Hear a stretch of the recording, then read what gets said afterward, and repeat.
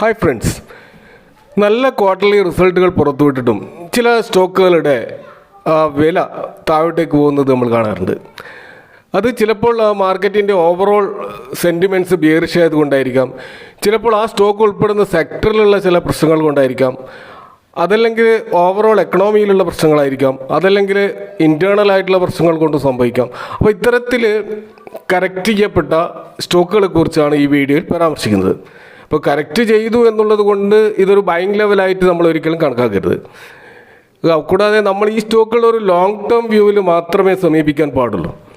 അപ്പോൾ ഇവിടെ ഈ സെലക്ട് ചെയ്തിരിക്കുന്നത് 11 സ്റ്റോക്കുകളാണ്. അപ്പോൾ ആ 11 സ്റ്റോക്കുകൾ സെലക്ട് ചെയ്തതിൻ്റെ ഒരു മാനദണ്ഡം എന്ന് പറയുന്നത് year on year quarterly sales growth 15% വർദ്ധിച്ചതും, അതുപോലെ year on year quarterly profit growth 15% വർദ്ധിച്ചതുമായ സ്റ്റോക്കുകളാണ് പരിഗണിച്ചത്.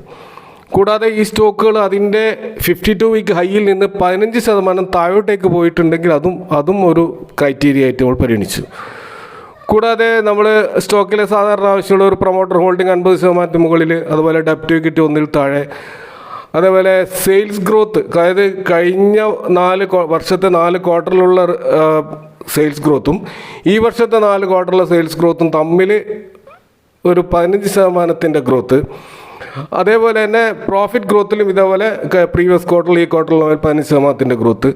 അതുപോലെ ഫോറിൻ ഇൻവെസ്റ്റേഴ്സിൻ്റെ ഒരു 1ൽ കൂടുതലെങ്കിലും ഷെയറുള്ള ഒരു ഡീസൻ്റ് ആയിട്ടുള്ള ഫോറിൻ ഇൻവെസ്റ്റേഴ്സ് ഹോൾഡിങ്ങും ഡൊമസ്റ്റിക് ഇൻവെസ്റ്റേഴ്സ് ഹോൾഡിംഗ് ഒക്കെ ഉള്ള കമ്പനികളെയാണ് ഇവിടെ പരിഗണിച്ചത്. ഇഷ്ടംപോലെ സ്റ്റോക്കുകൾ 20%-ലൊക്കെ അധികം കറക്റ്റ് ചെയ്തിട്ട് നമുക്ക് സ്റ്റോക്ക് മാർക്കറ്റിൽ കാണാൻ കഴിയും. പക്ഷേ ഇങ്ങനെയുള്ള ഫണ്ടമെൻ്റലി സ്ട്രോങ് ആയിട്ടുള്ള സ്റ്റോക്കുകളാണ് ഞാനിവിടെ പറയുന്നത്.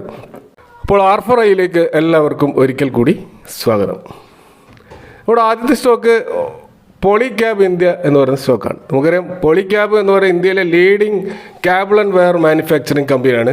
ഇത് കൂടാതെ അവർ ഈ അടുത്ത കാലത്തെ വൈഡ് റേഞ്ച് ഓഫ് ഇലക്ട്രിക്കൽ പ്രൊഡക്റ്റുകൾ, അതായത് fan, switch gear, LED lights, luminary, solar inverters, pumps, ഇതൊക്കെ ഉണ്ടാക്കുന്ന ഒരു കമ്പനിയെ വളർന്നുകൊണ്ടിരിക്കുകയായിരുന്നു. അപ്പോഴാണ് ഈ കമ്പനിയുടെ ഈ ഷെയർ പ്രൈസിൽ നല്ലൊരു ഫോൾ നമുക്ക് കാണാൻ കഴിയുന്നത്.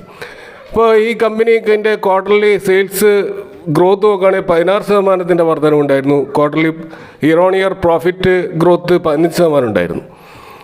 ഈ സ്റ്റോക്കിൻ്റെ ഓൾ ടൈം ഹൈ പോയത് 5733 വരെ ഉള്ള ഒരു പ്രൈസ് ലെവലിൽ നിന്നാണ് 23%, ഏകദേശം 24% കറക്റ്റ് ചെയ്തുകൊണ്ട് ഇപ്പോൾ 4360 എന്നുള്ള ഒരു ലോ പ്രൈസിൽ നമുക്ക് ഈ സ്റ്റോക്ക് കാണാൻ കഴിയുന്നത്. അപ്പോൾ നമുക്കറിയാം, ഈ സ്റ്റോക്കിൻ്റെ അക്കൗണ്ടിങ് സിസ്റ്റവുമായി അതിൽ കേന്ദ്ര ഏജൻസികൾ നടത്തിയ അന്വേഷണവുമായി ബന്ധപ്പെട്ടിട്ട് ചില ഇഷ്യൂസ് ഉണ്ടായിരുന്നു. ആ ഇഷ്യൂസ് കാരണമാണ് ഈ സ്റ്റോക്കിൽ ഈ ഒരു മാസീവായിട്ടുള്ള ഒരു ഫോള് നമുക്ക് കാണാൻ കഴിയുന്നത്. അപ്പോൾ സ്വാഭാവികമായിട്ടും ഇപ്പോൾ ആ സ്റ്റോക്ക് ഒരു റേഞ്ചിൽ നിൽക്കുകയാണ്, ഒരു സ്റ്റെബിലൈസ്ഡ് ആയിട്ട് നിൽക്കുകയാണ്.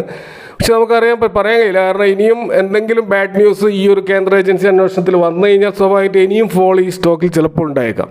അതുകൊണ്ട് തന്നെ ഈ ഒരു ഘട്ടത്തിൽ ഈ സ്റ്റോക്കിനെ നമ്മൾ വളരെ ശ്രദ്ധാപൂർവം ആലോചിച്ചുകൊണ്ട് മാത്രം എൻട്രി എടുക്കേണ്ട സ്റ്റോക്കാണ്. കാരണം എടുക്കുന്നുണ്ടെങ്കിൽ തന്നെ ചെറിയ ക്വാണ്ടിറ്റി എടുത്തുകൊണ്ട് പിന്നീട് ആവറേജ് ചെയ്യാൻ വേണ്ടി കാത്തു നിൽക്കേണ്ടി വരും. കാരണം ഇതിൻ്റെ ഇഷ്യൂസ് കംപ്ലീറ്റ് ആയിട്ട് സോൾവ് ചെയ്യുന്നത് വരെയെങ്കിലും നമ്മൾ വെയിറ്റ് ചെയ്യേണ്ടതുണ്ട്.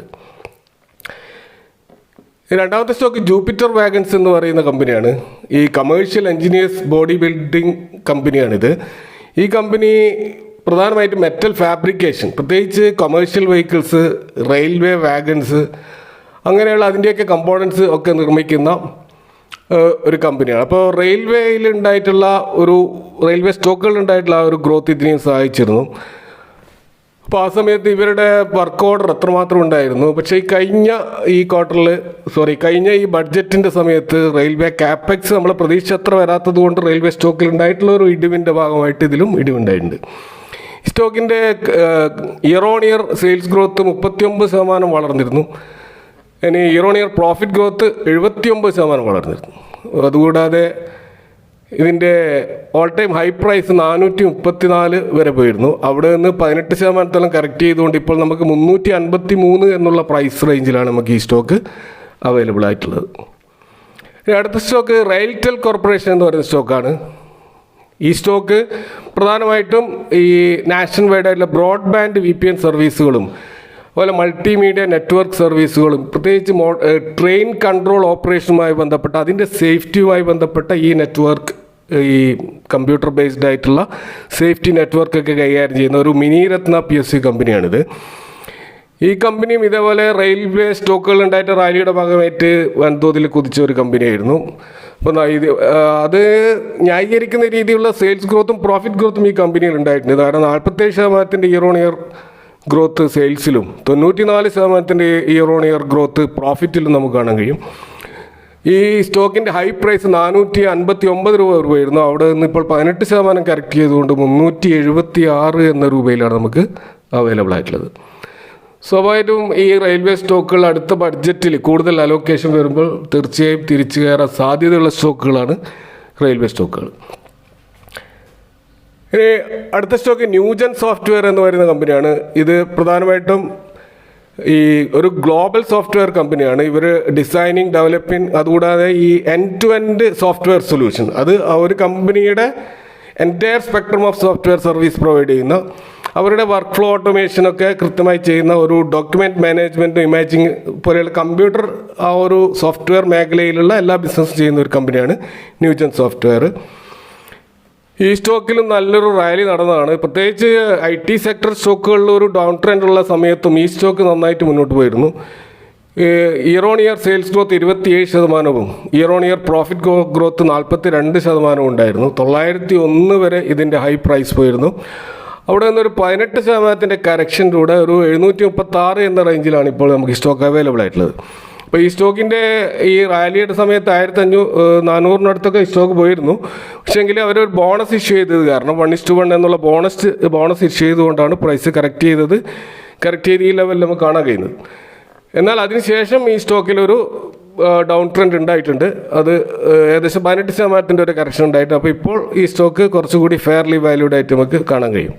അടുത്ത stock garden reach ship builders എന്ന് പറയുന്ന കമ്പനിയാണ്. ഈ garden reach ship builders and engineers limited എന്ന് പറയുന്ന ഒരു ഡിഫൻസ് കമ്പനിയാണ്. അതായത് ഇന്ത്യയിലെ മിനിസ്ട്രി ഓഫ് ഡിഫൻസിൻ്റെ കീഴിൽ പ്രവർത്തിക്കുന്ന, ഇന്ത്യൻ നേവിക്ക് വേണ്ടിയും ഇന്ത്യൻ കോസ്റ്റ് ഗാർഡിന് വേണ്ടി ഒക്കെ ഇങ്ങനെയുള്ള ഷിപ്പിംഗ് ഒരു ഡിഫൻസ് ഷിപ്പിംഗ് എക്യുപ്മെൻറ്റ്സ് ഒക്കെ നിർമ്മിക്കുന്ന കമ്പനിയാണ്. ഇവരുടെ സെയിൽസ് ഗ്രോത്ത് 32% ഉണ്ടായിരുന്നു. അതുപോലെ പ്രോഫിറ്റ് ഗ്രോത്ത് ഇയർ ഓൺ ഇയറിലാണ് പറയുന്നത് 38% കൂടി ഉണ്ടായിരുന്നു. അതുപോലെ 974 രൂപ വരെ ഇതിൻ്റെ ഹൈ പ്രൈസ് പോയിരുന്നു. അവിടെ നിന്ന് ഇപ്പോൾ 16% ഒരു കറക്ഷനിലൂടെ 811 എന്നുള്ള റേഞ്ചിലാണ് നമുക്ക് ഈ സ്റ്റോക്ക് ലഭിക്കുന്നത്. അപ്പോൾ ഓവറോൾ മാർക്കറ്റിൽ ഉണ്ടായിട്ടുള്ള ഒരു സെൻറ്റിമെൻറ്റ്സും മറ്റ് എക്സ്റ്റേണൽ കാരണങ്ങൾ കൊണ്ട് മാത്രമാണ് ഈ സ്റ്റോക്കിൽ ഇപ്പോൾ കറക്ഷൻ നമുക്ക് കാണാൻ കഴിയുന്നത്. അടുത്ത സ്റ്റോക്ക് ക്രാഫ്റ്റ്സ്മാൻ ഓട്ടോ എന്ന് പറയുന്ന കമ്പനിയാണ്. ക്രാഫ്റ്റ്സ്മാൻ ഓട്ടോമേഷൻ ഒരു സൗത്ത് ഇന്ത്യൻ ബേസ്ഡ് ആയിട്ടുള്ള, പ്രത്യേകിച്ച് കോയമ്പത്തൂർ ബേസ് ചെയ്തിട്ടുള്ള ഒരു ഈ ഓട്ടോമൊബൈൽ കമ്പോണൻസ് നിർമ്മിക്കുന്ന ഒരു കമ്പനിയാണ്. അപ്പോൾ ഇവർ എൻജിനീയറിംഗ് സെഗ്മെൻറ്റിൽ പ്രത്യേകിച്ച് ഇൻഡസ്ട്രിയൽ ഓട്ടോമേറ്റീവ് കമ്പോണൻസും ഇവർ നിർമ്മിക്കുന്നുണ്ട്. അപ്പോൾ ഇവരുടെ year on year sales growth 50% മുകളിൽ നമുക്ക് കാണാൻ കഴിയും. അതുപോലെ പ്രോഫിറ്റ് ഗ്രോത്ത് 41% മുകളിൽ കാണും. ഈ സ്റ്റോക്ക് 5513 രൂപ വരെ പോയിരുന്നു. വലിയ എക്സ്പെൻസീവ് ആയിട്ടുള്ള റേറ്റിലാണ് നമുക്ക് ഈ സ്റ്റോക്ക് കാണാൻ കഴിയുന്നത്. അവിടെ നിന്നാണ് 23% കറക്റ്റ് ചെയ്തുകൊണ്ട് ഇപ്പോൾ 4240 എന്നുള്ള ഒരു റേഞ്ചിൽ നമുക്ക് കിട്ടുന്നത്. തീർച്ചയായും ഇതിൽ നല്ല പ്രോഫിറ്റ് ബുക്കിംഗ് നടന്നിട്ടുണ്ടാവാം. അതുകൊണ്ടായിരിക്കും ഈ സ്റ്റോക്ക് ഇത്രമാത്രം കറക്റ്റ് ചെയ്തിട്ട് നമുക്ക് കാണാൻ കഴിയുന്നത്. ഇവിടെ അടുത്ത സ്റ്റോക്ക് തോമസ് കുക്ക് എന്ന് പറയുന്ന, പ്രത്യേകിച്ച് ട്രാവൽ മേഖലയിൽ, ഫോറിൻ എക്സ്ചേഞ്ച് മേഖലയിലൊക്കെ വർക്ക് ചെയ്യുന്ന ഈ കമ്പനി വിസ, പാസ്പോർട്ട് സർവീസ്, കൂടാതെ ഈ ബിസിനസ് തുടങ്ങിയ മേഖലകളിലൊക്കെ ഉള്ള കമ്പനിയാണ്. ഏകദേശം 25ഓളം രാജ്യങ്ങളിലും പ്രത്യേക 5 കോണ്ടിനെൻറ്റിലും വ്യാപിച്ചു കിടക്കുന്ന ഒരു വലിയൊരു ട്രാവൽ ബേസ്ഡ് കമ്പനിയാണ് തോമസ് കുക്ക്. ഇവരുടെ year on year sales growth 23% വളർന്നിരുന്നു. 344% പ്രോഫിറ്റും വളർന്നിരുന്നു. അതൊരു അമേസിംഗ് ആയിട്ടുള്ളൊരു പ്രോഫിറ്റാണ്. അതുപോലെ 189 വരെ ഇതിൻ്റെ സ്റ്റോക്ക് പ്രൈസ് പോയിരുന്നു. അവിടെ നിന്നൊരു 16% കറക്റ്റ് ചെയ്തുകൊണ്ട് ഇപ്പോൾ 158 എന്നുള്ള ഒരു പ്രൈസ് റേഞ്ചിലാണ് നമുക്ക് ഈ സ്റ്റോക്ക് ലഭിക്കുന്നത്. അടുത്ത സ്റ്റോക്ക് ടെക്സ്മാക്കോ റെയിൽ എന്ന് പറയുന്ന റെയിൽവേ ബേസ്ഡ് ആയിട്ടുള്ള കമ്പനിയാണ്. റെയിൽവേ വാഗണൊക്കെ നിർമ്മിക്കുന്ന, പ്രത്യേകിച്ച് ഇവർ rolling stock, hydro mechanical equipment, steel castings, construction of rail, EPC, bridges, other steel structures, അപ്പോൾ ഇത്തരം മേഖലകളിലൊക്കെയുള്ള ഒരു എഞ്ചിനീയറിംഗ് കമ്പനിയാണ് Texmaco rail and engineering limited. Railway സ്റ്റോക്കുകളുടെ റാലി ഈ സ്റ്റോക്കിലും വലിയ തോതിലുള്ള മുന്നേറ്റത്തിന് കാരണമായിരുന്നു. 43% ഒരു ഇയർ ഓൺ ഇയർ ഗ്രോത്ത് നമുക്ക് കാണാൻ കഴിയും. അതുകൂടാതെ 159% ഒരു പ്രോഫിറ്റ് ഗ്രോത്തും ഈ സ്റ്റോക്കിൽ നമുക്ക് കാണാൻ കഴിയും. 231 എന്നുള്ള ഹൈ പ്രൈസ് പോയിട്ടുള്ളത് അവിടെ നിന്ന് 17% കറക്റ്റ് ചെയ്തുകൊണ്ട് ഇപ്പോൾ 190.85 എന്നുള്ള പ്രൈസ് ആണ് നമുക്ക് കാണാൻ കഴിയുന്നത്. നമ്മുടെ അടുത്ത stock Mrs Bectors food speciality limited എന്ന് പറയുന്ന കമ്പനിയാണ്. Quaker Cremica foods private limited എന്ന് പറയുന്ന ഈ കമ്പനി ബിസ്ക്കറ്റ് ബേക്കറി പ്രൊഡക്റ്റൊക്കെ മാനുഫാക്ചറിങ്, പ്രത്യേകിച്ച് നമ്മൾ ബ്രിട്ടാനിയ പോലെയുള്ള അതേ ഒരു സെഗ്മെൻറ്റിലുള്ള കമ്പനിയാണ്. ഇവരുടെ English oven brands Mrs Bectors എന്ന പേരിലാണ് അറിയപ്പെടുന്നത്. അപ്പോൾ ഈ കമ്പനിയുടെ year on year sales growth 16.57 ആയിരുന്നു. Profit growth 24.59. 1373 എന്നുള്ള പ്രൈസ് വരെ ഇത് അതിൻ്റെ ഹൈ പോയിരുന്നു.